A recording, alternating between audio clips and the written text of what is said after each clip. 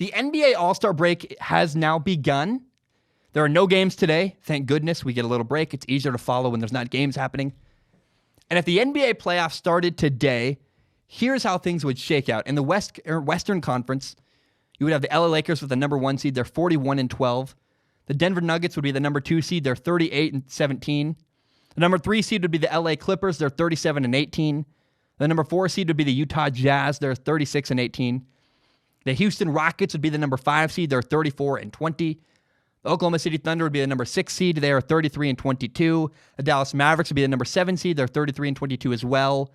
And the Memphis Grizzlies would be the number 8 seed at 28-26.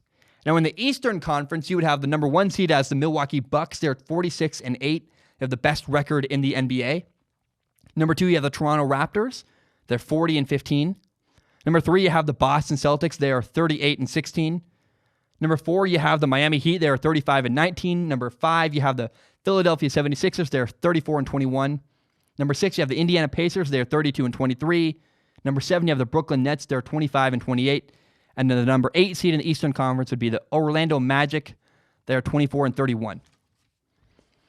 There are a couple storylines in the NBA I'm really fascinated by. Number 1 is the Toronto Raptors. The Toronto Raptors are the second best team in the East, according to their record. And they lost Kawhi Leonard this offseason, but they're playing phenomenal. They've won. They lost a game on the 12th. Was that 2 nights ago? But the Toronto Raptors at one point won 15 games in a row.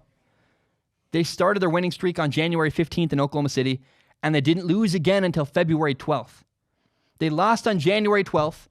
They didn't lose again until February 12th, a month later. They won 15 games in a row, and it's crazy because multiple guys have rotated and been their leading scorer in Toronto. It's wild. Some nights it's Fred VanVleet. Some nights it's Kyle Lowry. Some nights it's Serge Ibaka having 28, or Pascal Siakam will have 35, or Norman Powell, of all people, have 27, or even Terrence Davis had 31 points. And multiple times, Terrence Davis was the leading scorer for the Toronto Raptors on multiple occasions. It's crazy how much this team plays together. I've never seen a team play. I watched them play the other night, and they move the ball so well. They play so unselfish. They clearly like each other. The body language is great when you watch them play.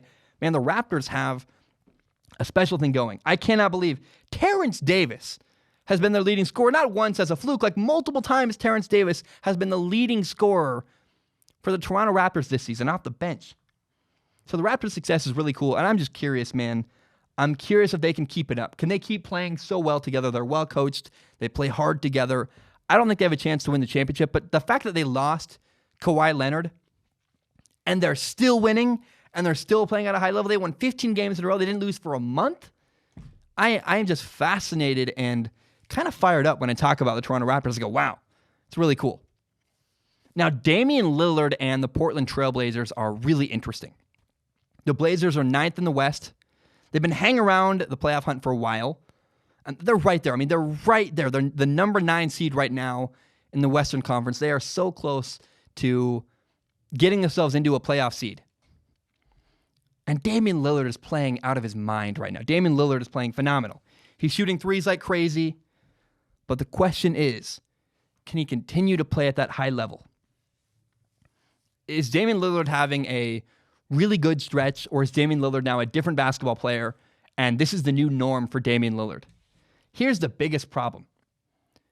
Damian Lillard just got hurt. He's going to miss the All-Star game, which is, good for Devin Booker, I guess. But he's going to be out 1 to 2 weeks with a groin injury after the All-Star game. And the question is, how far will the Blazers fall without him? Right now, I believe they're 3 games out of the number 8 seed. They're the 9th seed right now in the West. Without Damian Lillard in the next couple weeks, are they going to fall back down and lose all the progress they made with Damian Lillard playing out of his mind? And if Damian Lillard has to play out of his mind to get his team into the playoffs, what does that say about his team? It's not great.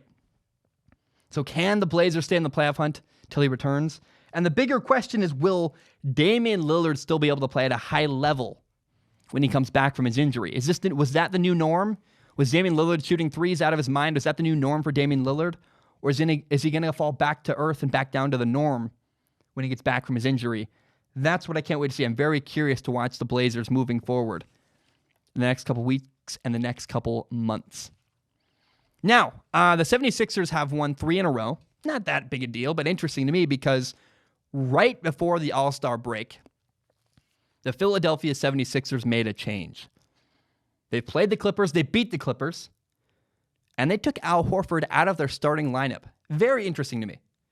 So on paper, these are the 5 best players for the Philadelphia 76ers. Number 1, Al Horford. Number 2, Ben Simmons. Number 3, Joel Embiid. Number 4, Tobias Harris. And number 5, Josh Richardson. That's their best 5 players. 5 star players. Literally, there's not a single NBA team that has a more talented group of 5 players on their roster. But against the LA Clippers, this was their starting 5. Listen to this. Ben Simmons, Tobias Harris, Joel Embiid, Josh Richardson, and Furkan Korkmaz. Furkan Korkmaz. No Al Horford. Al Horford was on the bench. And the lineup worked really, really well. They took Al Horford out of the starting 5. He had 28 minutes off the bench. And it looked like it gave Ben Simmons and Joel Embiid more space inside. They each had 26 points. And it's been very weird. The 76ers have so much talent. The 76ers are such a talented basketball team. And yet they're 5th in the East. What's going wrong? Something needs to change in order for the Philadelphia 76ers to have more success. They're beating teams because they're more talented, but not because they're playing well or because they're playing together.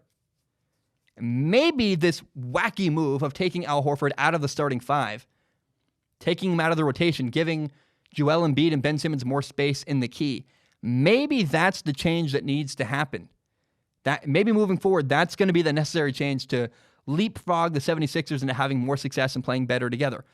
Maybe taking one of your better players, oddly enough, out of the starting lineup is actually good for the Philadelphia 76ers. That's what I cannot wait to watch moving forward. Now, here's a really cool story, sort of. Here's the part that's sort of and really not cool at all is that Damian Lillard got hurt. He's going to miss the NBA All-Star game. It's unfortunate. I feel bad for him. But what it did mean is that Devin Booker gets to be an All-Star replacing Damian Lillard. Good for him. I remember some people called Devin Booker the biggest All-Star game snub in NBA history. He's been putting up really big numbers, 26 points per game. Now, the unfortunate part is that it doesn't really help his team win. His team is they're near the bottom of the Western Conference, the Phoenix Suns. But I'm happy for Devin Booker. He became an All-Star. Good for him. I'm very happy for him. I got to say, as I end this topic about the NBA, I just cannot wait for the NBA playoffs. I'm ready for them to happen now. The stretch between now and the NBA playoffs happening is going to be slow, and a lot of stuff's going to happen, I know. But man, I'm ready. I want to watch the LA Clippers play against the LA Lakers at some point in a series. I want to see that happen. I want to see the winner play the Milwaukee Bucks. I want to see what's going to happen in that matchup. Can the Clippers, I think they have guys that can guard LeBron James. And will other players step up for the Lakers? What's going to happen? I don't know. I want to watch Lakers-Clippers in a 7-game series. I want to watch the winner play against the Bucks and Giannis. Can Giannis finally get his team farther in the playoffs and win or get to a championship? That's what I want to see. Can the Blazers make it in? Can they stay alive? Damian Lillard's hurt. Will the Raptors stay as good as they've been? Are they going to keep playing so well together? They went on a 15-game run. I don't know that that's really sustainable for Toronto.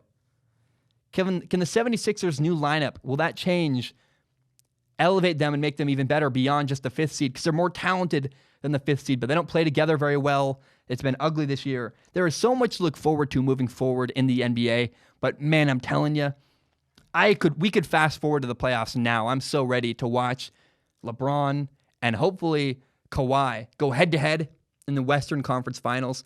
There's a lot of basketball between now and then. Maybe guys get hurt.